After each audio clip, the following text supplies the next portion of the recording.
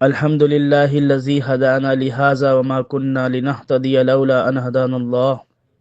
أما بعد فأعوذ بالله من الشيطان الرجيم. بسم الله الرحمن الرحيم. قل هو الله أحد الله الصمد لم يلد ولم يولد ولم يكن له كفوا أحد. وقال الله سبحانه وتعالى: كنتم خير أمة أخرجت للناس تأمرون بالمعروف وتنهون عن المنكر وتؤمنون بالله. وقال عليه الصلاة والسلام: جددوا إيمانكم. قيل يا رسول الله وكيف نجدد إيماننا؟ قال: أكثر من قول لا إله إلا الله أو كما قال عليه الصلاة والسلام. میرے محترم دوستو، بزرگوں، اللہ تعالیٰ کا بہت بڑا کرم اور فضل ہے کہ اس نے ہمیں انسان بنایا، مسلمان ہونے کا شرف بخشا اور ہمیں حضرت محمد صلی اللہ علیہ وسلم کی امت میں سے پیدا کیا۔ حضرت محمد صلی اللہ علیہ وسلم افضل ترین نبی ہیں اور یہ امت بھی افضل ترین امت ہے۔ فرمایا کہ تمام انبیاء پر جنت حرام جب تک کہ ہمارے نبی محمد صلی اللہ علیہ وسلم اس میں داخل نہ ہوں، اور یہ تمام امتوں پہ حرام جب تک کہ یہ امت اس میں داخل نہ ہو۔ ہمیں اللہ تعالیٰ کا شکر ادا کرنا چاہیے، اس نے ہمیں ایمان کی دولت سے نوازا۔ ایمان کا مطلب ہے اللہ تعالیٰ کو اس کی تمام قدرتوں اور صفات کے ساتھ ماننا۔ لا الہ الا اللہ محمد رسول اللہ، یہ ایمان کا کلمہ ہے۔ اللہ تعالیٰ بہت بڑے ہیں اور اس کا ذکر بھی بہت بڑا ہے۔ وَلَذِكْرُ اللَّهِ الْأَكْبَرُ، وَلَا ذکر اللہ اکبر، اس نے تمام زمینوں، تمام آسمانوں اور جو کچھ اس کے درمیان میں ہے سب کو پیدا کیا۔ اس نے چھوٹی سے چھوٹی چیز جیسے ذرہ اور بڑی سے بڑی چیز جیسے پہاڑ سب پیدا کیے ہیں۔ اس کا تمام چیزوں پر پورا کنٹرول ہے۔ اگر ایک کالی چیوٹی کالے پتھر کے نیچے کالی رات میں ہو تو اللہ تعالیٰ کی ذات اسے جانتی ہے، دیکھتی ہے اور رزق دیتی ہے۔ ہر چیز اس کے حکم سے کام انجام دے رہی ہے، یہاں تک کہ ایک پتا بھی اس کی مرضی کے بغیر درخت سے زمین پر گرتا نہیں۔ روئے زمین پر کل کتنے درخت ہیں، ان پر کتنے پتے ہیں، سمندروں میں کتنا پانی ہے، کتنے قطرے ہیں، خشکی میں کتنی ریت ہے، اس کے کتنے ذرے ہیں، کتنے پہاڑ ہیں، ان میں کتنے پتھر ہیں، ان سب کا اللہ کو علم ہے۔ اب سب سے بنیادی چیز میرے دوستوں، اللہ سے ہونے کا یقین پیدا کرنا۔ آگ میں جلانے کی صفت اللہ نے رکھی ہے۔ اللہ تعالیٰ چاہتے ہیں جلاتے ہیں، جب نہیں چاہتے تو نہیں جلاتے۔ جیسے حضرت ابراہیم علیہ السلام کو نہیں جلایا، حضرت ابراہیم علیہ السلام فرمایا کرتے تھے کہ وہ 40 دن جو میرے آگ میں گزرے ہیں بہترین دن تھے۔ چھری کاٹتی ہے، یہ صفت اللہ نے اس میں رکھی ہے، جب نہ چاہیں تو نہیں کاٹتی۔ جیسے ابراہیم علیہ السلام نے پوری طاقت سے حضرت اسماعیل علیہ السلام کو اللہ تعالیٰ کے حکم سے ذبح کرنا چاہا، لیکن چھری نے ایک بال بھی نہیں کاٹا۔ پانی میں ڈوبنے کی طاقت اللہ نے رکھی ہے، اگر اللہ تعالیٰ ڈوبنے کی صفت سلب کر لیں تو پانی ڈبا نہیں سکتا۔ یہ بات اللہ نے موسیٰ علیہ السلام اور فرعون بادشاہ کے دور میں دکھائی۔ حضرت موسیٰ علیہ السلام کا لشکر پانی کے بنائے ہوئے راستوں میں سے پار ہوا اور فرعون کے لشکر کو پانی میں ڈبا دیا۔ کرنے والی ذات اللہ کی ہے، اللہ سے ہوتا ہے، اللہ کے غیر سے نہیں ہوتا۔ اس لیے اللہ سے ہونے کا یقین، اللہ کی قدرت کا یقین، اللہ کی طاقت کا یقین، یہ پیدا کرنا اور کرانا یہ بنیادی ذمہ داری ہے۔ ساری طاقتیں اور قدرتیں اللہ کے ہاتھ میں ہیں، وہ ہر چیز پر قادر ہیں۔ وَهُوَ عَلَى كُلِّ شَيْءٍ قدیر، وہ تمام جہانوں کے مالک اور خالق اور رب ہیں۔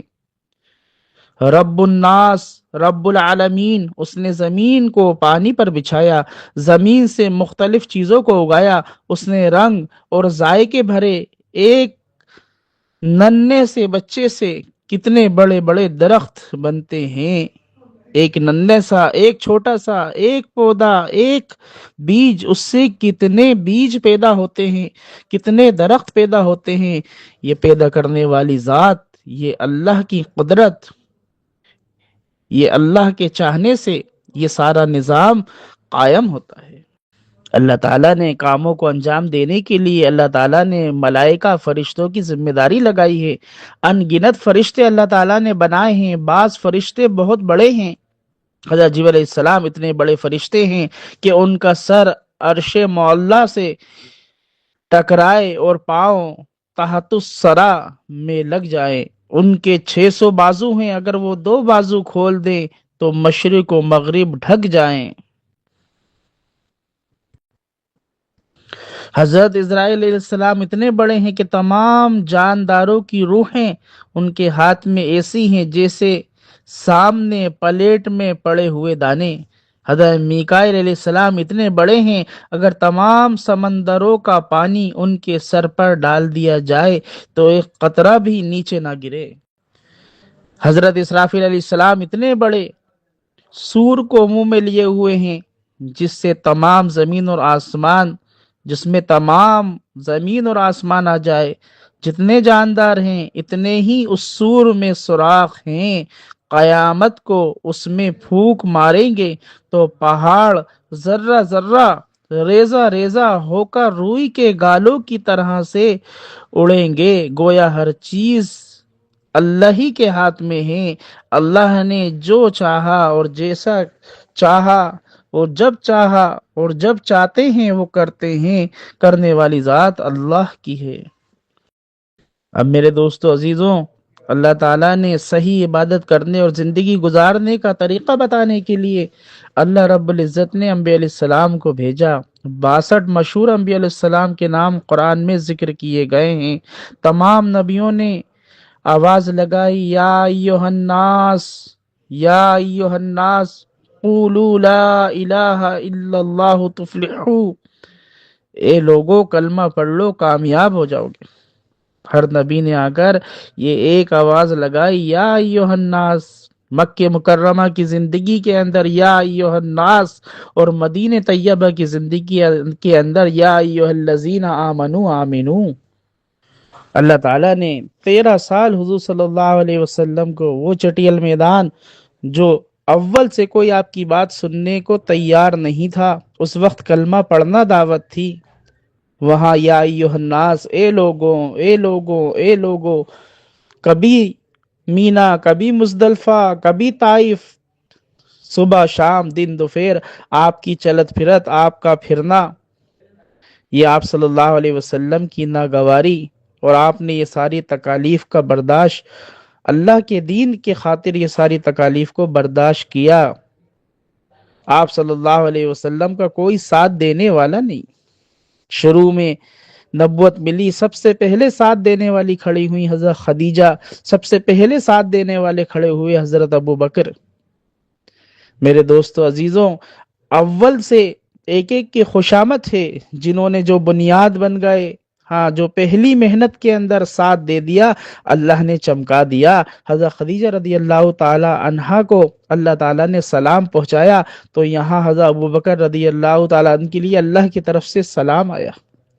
تمام انبیاء علیہ السلام اپنی قوم اور قبیلے کو سمجھاتے رہے، دعوت دیتے رہے۔ یہ دعوت کا سلسلہ انبیاء علیہ السلام کے زمانے سے اللہ تعالیٰ خود داعی ہیں، اپنے بندوں کو خیر کی طرف دعوت دے رہے ہیں، اپنے بندوں کو شر سے بچانا چاہتے ہیں۔ لیکن ایک بندہ دنیا کے ماحول کے اندر رہ کر، دنیا کے نقشوں کے اندر رہ کر، دنیا کی زیب و زینت کی چیزوں کے اندر رہ کر یہ خود کو بھول گیا، میں کون ہوں، کہاں ہوں، کیا کر رہا ہوں۔ اس نے اپنا محنت کا میدان دنیا کو بنایا، حالانکہ جنہوں نے اپنے آپ کو دنیا کا غلام بنایا اور دنیا کو مقصد بنایا، ان کو ان کی قوم کے لوگوں نے آ کر، ان کے بڑوں نے آ کر، ہاں، ان کے نبیوں نے آ کر سمجھایا لیکن وہ بات نہ مانے تو اپنے جوش اور اپنے نشے کے اندر دنیا میں ناکام اور آخرت میں بھی ناکام ہوئے۔ حضرت نوح علیہ السلام کو نوح علیہ السلام کی قوم، آپ ان کو دعوت دیتے رہے، 950 سال آپ نے ان کو دعوت دی، 82 لوگ تیار ہوئے۔ نوح علیہ السلام دن رات ان کو سمجھاتے کہ توبہ کر لو، اللہ سے معافی مانگ لو، توبہ کر لو گے تو اللہ تعالیٰ 4 انعام دیں گے، یعنی تمہارے گناہ معاف کریں گے، رحمت کی بارش برسائیں گے، مال و اولاد سے مدد کریں گے، باغ لگائیں گے، نہریں بہا دیں گے۔ قوم نہ مانی، آخر ہلاک ہو گئی۔ حضرت ہود علیہ السلام کی قوم عاد کی طرف بھیجا اللہ تعالیٰ نے ہود علیہ السلام کو۔ یہ بہت مضبوط قوم تھی، لمبے تڑنگے، 40 ہاتھ لمبے 10 ہاتھ چوڑے جسم والے، درختوں کو ہاتھ سے پکڑ کر زمین سے نکال دیتے تھے۔ حضرت ہود علیہ السلام نے بہت سمجھایا، اصل طاقتور اللہ ہے، اللہ کی مانو، نہ مانی، آخر عذاب آیا، کالے بادل آئے، آگ برسی، طوفان آیا اور ہوا نے ان کو پٹک پٹک کر مارا۔ حضرت صالح علیہ السلام کو قوم سمود کی طرف بھیجا، انہوں نے قوم کو بلایا لیکن نہ مانے۔ قوم نے ایک معجزہ مانگا کہ پہاڑ سے گابن اونٹنی نکلے، بچہ دے، اللہ نے یہ بھی پورا کیا، فرمایا یہ اللہ کی اونٹنی ہے، ناقۃ اللہ، اس کو تنگ نہ کرنا ورنہ اللہ کا عذاب آئے گا۔ یہ اونٹنی ان کا سارا پانی پی جاتی، سارا غلہ کھا جاتی، آخر ایک شخص نے اس کو تکلیف دی اور اس کو ذبح کر دیا، اللہ تعالیٰ کا عذاب آیا۔ اس قوم نے پہاڑوں میں گھر بنائے تھے، کہتے تھے کہ یہاں نہ پانی آ سکے گا اور نہ ہوا کا اثر ہو سکے گا۔ اللہ نے ایک فرشتہ بھیجا جس نے چیخ ماری، ساری قوم کے کلیجے پھٹ گئے۔ میرے دوستو بزرگوں، یہ ہر زمانے کے اندر ہر نبی اپنی قوم کو، اپنے قبیلے کو سمجھا رہا، بتا رہا اور ان کی رہبری کر رہا، لیکن وہ قوم نہ سمجھی۔ دنیا کے نشے کے اندر انسان سب بھول جاتا ہے۔ قوم سبا یمن میں زراعت پیشہ تھی، زبردست زراعت کا نظام تھا، انہوں نے بند بنائے، باغات لگائے، خالی ٹوکری اگر سر پر رکھ کر کوئی ان کے نیچے سے گزرے تو پھلوں سے بھر جائے، نہ مچھر، نہ سانپ، نہ مکھی، بہت اعلیٰ موسم، تمام نعمتیں اللہ تعالیٰ نے دیں، نبی کی بات نہیں مانی، اللہ نے 2 سفید چوہے بھیجے، انہوں نے ڈیم کو توڑ دیے اور تمام علاقہ تباہ ہو گیا۔ میرے دوستو بزرگوں، ماننے والے مدینہ منورہ کے صحابہ بھی زراعت پیشہ تھے، لیکن اللہ اور اس کے رسول کے نبی پاک صلی اللہ علیہ وسلم کی بات مانی، اللہ نے کامیاب کیا۔ قوم شعیب علیہ السلام تجارت پیشہ تھی، تجارت کرتی تھی، ناپ تول میں کمی کی، حضرت شعیب علیہ السلام نے سمجھایا ایسا نہ کرو، نہ مانے، آخر ایک زلزلہ آیا اور پوری قوم تباہ ہو گئی۔ جبکہ صحابہ اکرام بھی تاجر تھے لیکن دین پر چل کر دنیا اور آخرت میں کامیاب ہوئے۔ سب سے بڑا نظام حکومت فرعون، نمرود، قارون کا تھا، جو بڑے بادشاہ ہوئے، حضرت ابراہیم اور حضرت موسیٰ علیہ السلام کی طرف آئے، دعوت دی، لیکن یہ حکومت والے نہ مانے، ناکام ہوئے۔ حضرت سلیمان علیہ السلام، حضرت یوسف علیہ السلام بھی حکومت کرتے تھے لیکن دین پر چل کر کامیاب ہوئے۔ آخر میں آپ صلی اللہ علیہ وسلم تشریف لائے، سب سے اعلیٰ نبی آپ صلی اللہ علیہ وسلم، تمام دنیا کے تمام وقتوں کے، تمام زمانوں کے، تمام مخلوق کے نبی ہیں، سب سے اعلیٰ، سب سے افضل، سب سے اشرف، نہ آپ سے پہلے کوئی آپ سے بڑا اور نہ آپ کے بعد کوئی آپ سے بڑا۔ اس لیے میرے دوستوں، بزرگوں، عزیز ساتھیوں، سمجھنے کی بات یہ ہے، یہ دنیا دھوکے کا گھر ہے۔ اس دنیا میں امتحان دینا ہے، امتحان کی تیاری کرنا ہے، اس دنیا سے جانے کے بعد امتحان ہونا ہے۔ امتحان کے بغیر، امتحان لیے بغیر کسی کو چھوڑا نہیں جائے گا۔ امیر سے بھی امتحان ہوگا، غریب سے بھی امتحان ہوگا، بیمار سے بھی امتحان ہوگا، غلام سے بھی امتحان ہوگا۔ حالانکہ قیامت کے دن کچھ لوگ عذر پیش کریں گے، امیر، غریب، بیمار، غلام کے عذر ہوں گے، اللہ تعالیٰ اپنے نیک بندوں کو بلائیں گے اور ان کے عذروں کا جواب دیا جائے گا۔ امیر لوگ کہیں گے ہماری دولت نے ہمیں مصروف رکھا لہٰذا عبادت نہ کر سکے، اللہ پاک حضرت سلیمان علیہ السلام کو بلائیں گے اور فرمائیں گے ان کے پاس حکومت تھی اور تمہارے سے زیادہ مال تھا، انہوں نے میری عبادت نہیں چھوڑی۔ بیمار لوگ کہیں گے ہم بیمار تھے، اللہ پاک حضرت ایوب علیہ السلام کو بلائیں گے، ایوب علیہ السلام کو بلائیں گے، فرمائیں گے کہ یہ تم سے زیادہ بیمار تھے لیکن انہوں نے عبادت نہیں چھوڑی۔ غلام کہیں گے ہم آزاد نہ تھے اس لیے آپ کا حکم کیسے پورا کرتے، اللہ رب العزت ہے یوسف علیہ السلام کو بلائیں گے اور فرمائیں گے یہ بھی غلام تھے اور مجبور کیے گئے تھے لیکن انہوں نے میرے حکم کو نہیں توڑا۔ غریب لوگ کہیں گے ہم غریب تھے، غربت کی وجہ سے آپ کا ذکر و عبادت نہیں کر سکے، اللہ تعالیٰ حضرت عیسیٰ علیہ السلام کو بلائیں گے اور ان کے اس عذر کا جواب دیں گے یہ تم سے بھی زیادہ غریب تھے، یہاں تک کہ ان کے پاس گھر بھی نہیں تھا، انہوں نے میری اطاعت نہیں چھوڑی۔ اسی طرح چاروں قسم کے لوگ ناکام اور لاجواب ہو جائیں گے اور ان کو جہنم میں پھینک دیا جائے گا۔ اس لیے میرے دوستو بزرگوں، اللہ کے یہاں کوئی عذر نہیں چلے گا، اس لیے یہ دنیا آخرت کی تیاری کے لیے، قبرستان اس بات کا ثبوت ہے، انسان آتا ہے تو مرتا ہے اور مرنے کی تیاری میرے دوستو بزرگوں اس دنیا کے اندر ہے۔ اس دنیا میں رہتے ہوئے سب سے پہلا تقاضا ایمان کو سیکھنا، ایمان کو بنانا، اللہ کی ذات کا یقین اپنے اندر پیدا کرنا۔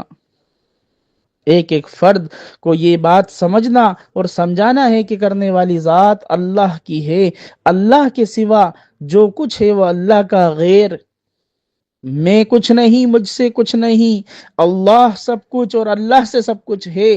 یہ بات کا سمجھنا اور سمجھانا یہ بنیادی ذمہ داری ہے۔ ہر مرد مردوں کو سمجھائے، ہر عورت عورت کو سمجھائے۔ حضور صلی اللہ علیہ وسلم کی امت میں مرد مردوں کے ساتھ عورتیں، عورتوں کے ساتھ بچے، ان کے گھر، ان کے خاندان، اس دعوت کی ذمہ داری، اس فریضے کی ذمہ داری امت کے تمام طبقات پر ہے۔ اس لیے میرے دوستو بزرگوں، ہمیں سمجھنا اور سمجھانا، ہم دنیا کے اندر مسافر ہیں اور مسافر کی کوئی جگہ ہوتی نہیں ہے۔ اس دنیا میں ہم مسافروں کی طرح ہیں۔ پہلے ہماری روحیں عالم ارواح میں تھیں، پھر ماں کے پیٹ میں آ گئیں، پھر اس دنیا میں آئیں، یہاں تک کہ قبر میں چلی جائیں گی، پھر حشر میں، پھر آخرت جنت جہنم میں قیام ہوگا۔ حضرت آدم علیہ السلام کی نصیحتیں، حضرت آدم علیہ السلام نے اپنے بیٹے کو نصیحت کی، حضرت آدم علیہ السلام نے اپنے بیٹے حضرت شیش علیہ السلام کو 5 نصیحتیں کی اور کہا کہ اپنی نسلوں کو بھی یہ باتیں پہنچا دینا۔ نمبر 1، اس دنیا پر کبھی مطمئن نہیں ہونا۔ میں جنت میں مطمئن ہو گیا تھا جو کہ ہمیشہ رہنے کی جگہ ہے، لیکن اللہ تعالیٰ کو یہ بات پسند نہ آئی اور انہوں نے مجھے وہاں سے نکال دیا۔ دوسری بات، اپنی بیویوں کی خواہشات پر کبھی عمل نہ کرنا۔ میں نے اپنی بیوی کی خواہشات پر عمل کر لیا تھا، یعنی اس کے کہنے پر وہ پھل کھا لیا تھا، اس پر مجھے ساری مصیبتیں اٹھانا پڑی۔ تیسری بات یہ سمجھائی، کوئی عمل یا کام کرنے سے پہلے خوب سوچ لیا کرو، اگر میں نے پھل کھانے سے پہلے اس کا انجام سوچ لیا ہوتا تو یہ مصیبت نہ آتی۔ چوتھی بات، ایسی چیز یا کام نہ کرو جس کے بارے میں دل میں کھٹکا ہو۔ درخت کا پھل کھاتے وقت میرے دل میں بھی کھٹکا پیدا ہوا تھا لیکن میں نے خیال نہ کیا، پھر افسوس کرنا پڑا۔ پانچویں بات، اہم امور میں مشورہ کر لینا، اگر میں بھی فرشتوں سے مشورہ کر لیتا تو یہ انجام دیکھنا نہ پڑتا۔ اس لیے میرے دوستو بزرگوں، ہمیں چاہیے کہ ہم اپنی زندگی کے بارے میں حساب کتاب لگائیں۔ ایک ابا جان آدم علیہ السلام اپنے بچے کو سمجھا رہے ہیں، قیامت تک کے آنے والے لوگوں کو سمجھا رہے ہیں کیا کرنا ہے، کیا کرو گے، کیسے کرو گے، اپنی زندگی کے بارے میں خود فیصلہ مت کرو۔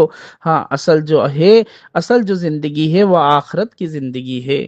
اس لیے میرے دوستو بزرگوں، 2 جگہیں ہیں، ایک تو جنت یا جہنم۔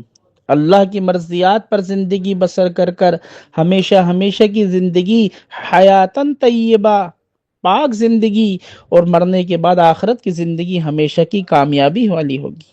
اصل ہمارا ٹھکانہ وہ جنت، اور اس جنت کی تیاری اس دنیا کے اندر ہے۔ ادنا جنت اس دنیا سے 10 گنا بڑی ہے۔ جب مومن اس میں داخل ہوگا تو اعلان ہوگا تم ہمیشہ تندرست رہو گے، بیماری نہیں آئے گی، تم ہمیشہ زندہ رہو گے، موت نہیں آئے گی، تم ہمیشہ نعمتوں میں رہو گے جو کبھی ختم نہیں ہوگی۔ جنت سونے چاندی کی اینٹوں سے بنی ہوئی ہے، اس کا سمٹ خوشبو اور اس کی کنکریاں موتی اور یاقوت ہیں، اس کی مٹی زعفران ہے۔ جنت کے 8 دروازے ہیں۔ میرے دوستوں بزرگوں، جنت کے تذکرے ہم پڑھیں۔ ہاں، جنت کو اللہ تعالیٰ نے کیسا حسین بنایا ہے۔ جو لوگ صرف اللہ تعالیٰ کے لیے آپس میں محبت رکھتے ہیں ان کو یاقوت کا ستون ملے گا جس میں 70,000 کمرے ہوں گے۔ وہ جنت والوں کے لیے ایسی چمکیں گی جیسے دنیا والوں کے لیے سورج چمکتا ہے۔ جنت میں ایسے کمرے ہوں گے کہ ہر کمرے میں 70,000 دسترخوان ہوں گے، ہر دسترخوان پر 70,000 قسم کے کھانے ہوں گے، اور ان کی خدمت کے لیے 80,000 خوبصورت نوجوان پھر رہے ہوں گے جیسے بکھرے ہوئے موتی۔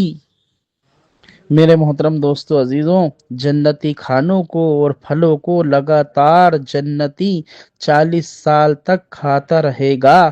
ہر لقمے کا علیحدہ ذائقہ ہوگا۔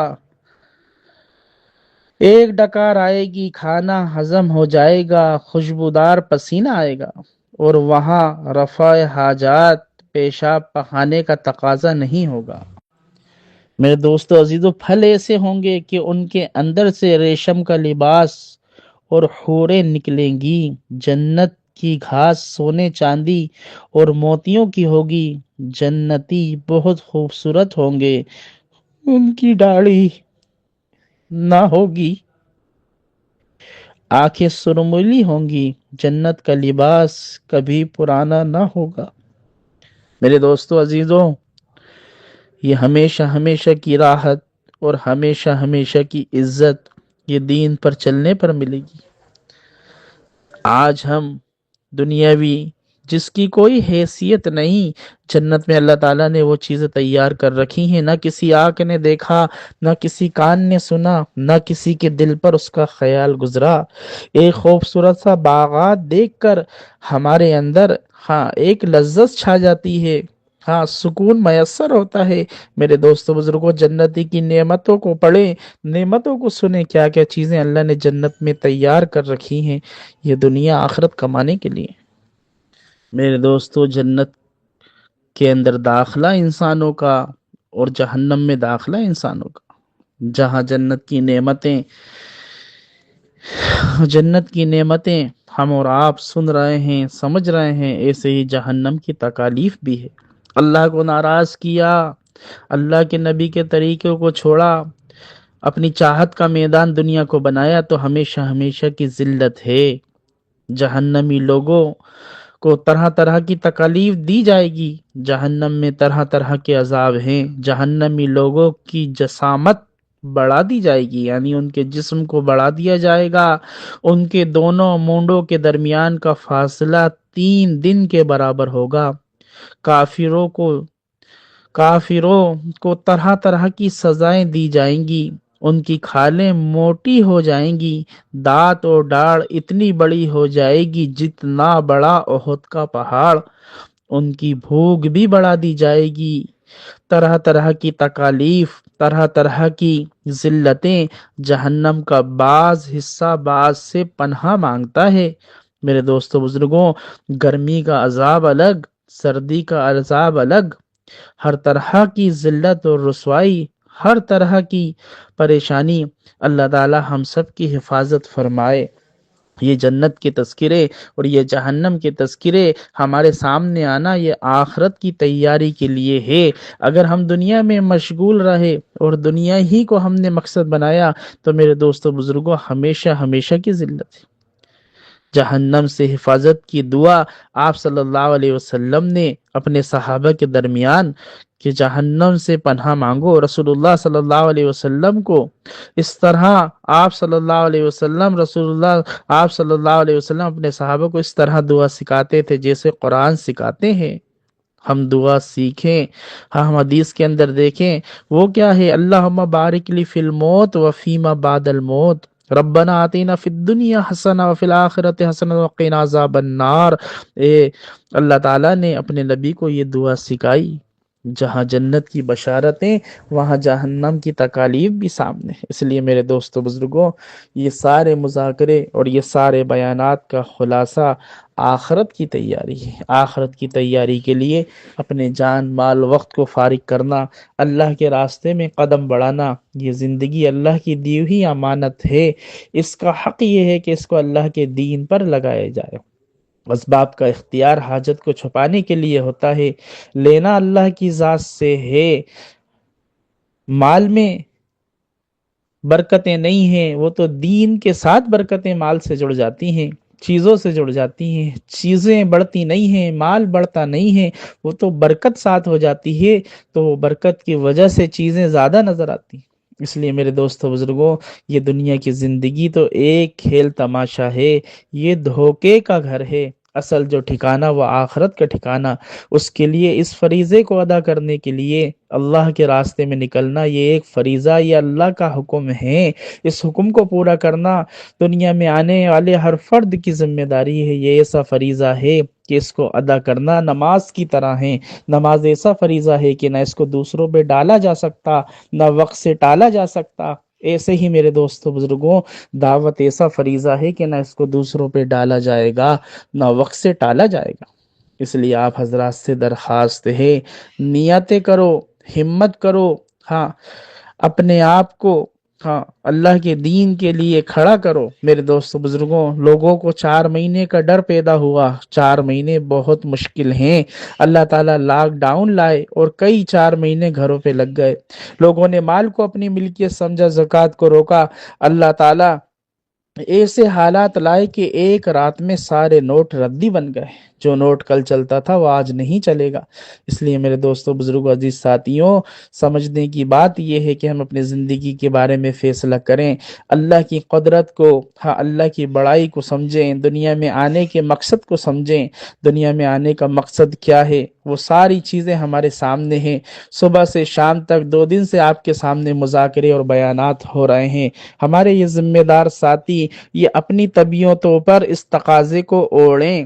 یہ ہمارے جوان، یہ ہمارے اسٹوڈنٹ، یہ ہمارے چھوٹے بڑے سمجھدار سارے ساتھی سوچیں میں، اور آپ کی بڑی ضرورت کھانا اور سونا ایک بڑی ضرورت ہے، اسی طرح اللہ کے دین کی محنت میں لگنا اور لگانا یہ بنیادی ذمہ داری ہے۔ اس لیے اس فریضے کو ادا کرنا ہم سب کے ذمے ہیں۔ ایک محنت اللہ کے راستے میں نکل کر جس کا کوئی بدل ہو نہیں سکتا، جس کا کوئی متبادل نہیں ہو سکتا، وہی محنت مقام پہ رہ کر، اس لیے 4 مہینے کی نیت اور عزائم کریں۔ ایک 4 مہینے اپنے صوبے کے بنجر علاقے میں، دوسرے 4 مہینے دوسرے صوبے کے بنجر علاقے میں، تیسرے 4 مہینے کسی ملک کے بنجر علاقے میں۔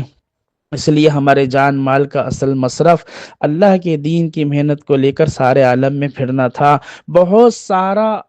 بہت سارا زندگی کا حصہ مٹی کے اندر لگ گیا، مٹی کمانے میں لگ گیا۔ اصل جو زندگی ہے میرے دوستو، آخرت کی زندگی ہے، اور اس کی تیاری کرنا ہے اس دنیا کے اندر رہ کر۔ اس کے لیے نیت فرمائے، ارادے فرمائے۔ اللہ تعالی ہم سب کے جمع ہونے کو اور بات کو دھیان توجہ سے سننے کو قبول فرمائے۔ آپ حضرات، آپ راجستھان والے احباب، آپ نوہر والے احباب، جتنے یہاں علاقے والے جڑے ہوئے ہیں، ہمارے اکابرین، ہمارے بڑے آئے ہیں، مشورے سے ہمارے بارے میں طے ہو گیا آپ حضرات کے سامنے اللہ کی بڑائی، اللہ کی قدرت کے مذاکرے۔ تو میرے دوستو بزرگوں عزیز ساتھیوں، اس کے لیے بس یہ کہنا سننا ایمان والے کو نفع دیتا ہے، اس لیے بڑی درخواست ہے کہ ہمت کریں، عزائم کریں، آپس میں حلقہ بنا کر بیٹھیں، ایک دوسرے کو سمجھائیں۔ اللہ تعالی ہمارے اس کہنے سننے کو قبول فرمائے، ساتھی عزائم فرمائے، نیت کریں، جو ہمارے تشکیل والے ساتھی ہیں وہ اپنی جگہ کھڑے ہوں اور تشکیل کریں، ساتھی دروازے کے باہر نہ جائیں، آپ سب اندر ہی آ جائیں، جگہ کم ہے، آپ اندر آ جائیں۔ ماشاءاللہ آپ نے یکسوئی کے ساتھ بات سنی ہے، نیند کا تقاضا تھا، صبح کا وقت تھا، اللہ تعالیٰ آپ کے جمع ہونے کو قبول فرمائے۔ آپ بیٹھیں اور بھائی ارادے فرمائیں، نیتیں فرمائیں۔